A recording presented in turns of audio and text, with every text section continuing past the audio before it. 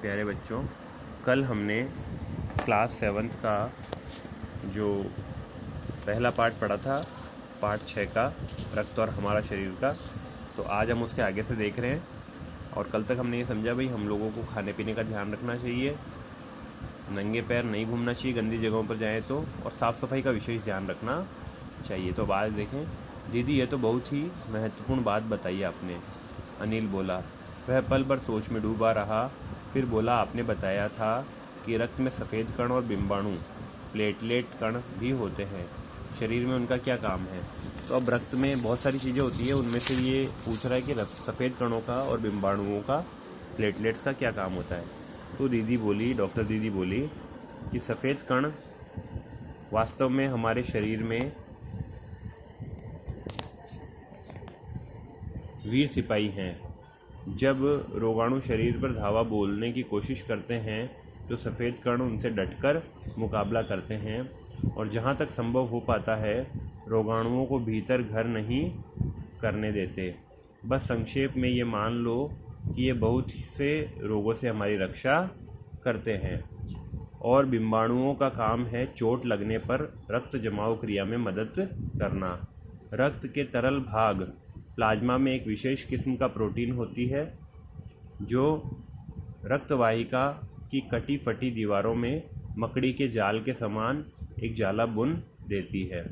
बिंबाणु इस जाले से चिपक जाते हैं और इस तरह दीवार में आई दरार भर जाती है।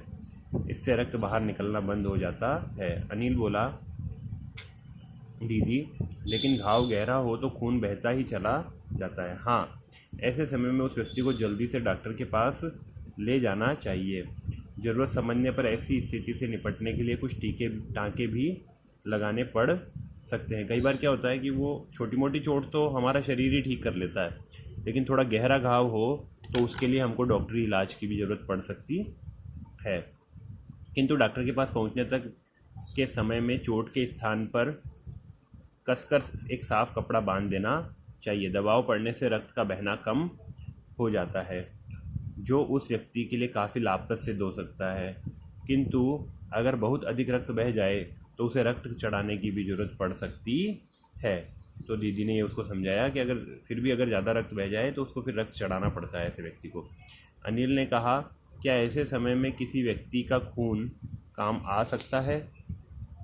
दीदी व्यक्ति बोली, हाँ, हर किसी का रक्त एक सा नहीं होता। कुछ विशेष गुणों के आधार पर रक्त के 4 मुख्य वर्गों में बांट दिया गया है। ज़रूरतमंद व्यक्ति के रक्त समूह की जांच करने के बाद उसे उसी रक्त समूह का रक्त चढ़ाया जाता है, लेकिन ज़रूरत के समय यदि उस रक्त समूह का कोई व्यक्ति मिले ही नहीं, तब अनिल ने पूछा, तो ऐसी आपात स्थिति के लिए ही ब्लड बैंक बनाए जाते हैं। ब्लड बैंक जो होते हैं बेटा, वो इसीलिए बनाए जाते हैं कि ताकि किसी भी व्यक्ति को अगर रक्त ना मिले किसी आपात स्थिति में तो वो उसको रक्त वहाँ से लेकर के चढ़ाया जा सके।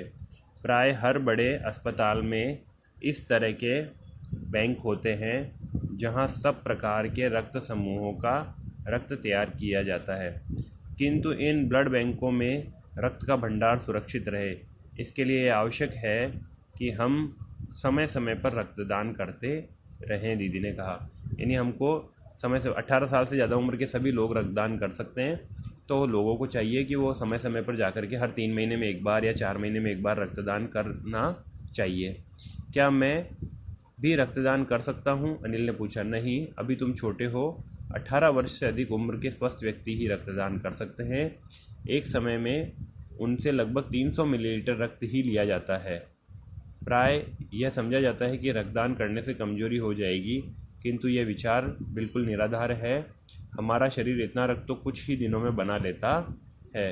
वैसे भी शरीर में लगभग 5 लीटर खून होता है। इसमें से यदि कुछ रक्त किसी ज़रूरतमंद व्यक्ति के जीवन दान बन जाए तो इससे बड़ी बात क्या होगी, दीदी समझाते हुए बोली। फिर तो बड़ा होने पर मैं नियमित रूप से रक्तदान किया करूँगा, अनिल ने कहा। शाबाश अनिल, डॉक्टर दीदी ने अनिल की पीठ ठोकते हुए कहा। तो ये यतीश अग्रवाल साहब ने ये पाठ लिखा है और इसमें इन्होंने बताया है कि रक्त का हमारे शरीर में क्या महत्व है। रक्त की कमी क्यों हो जाती है और रक्त वापस कैसे बन सकता है, ठीक है ना।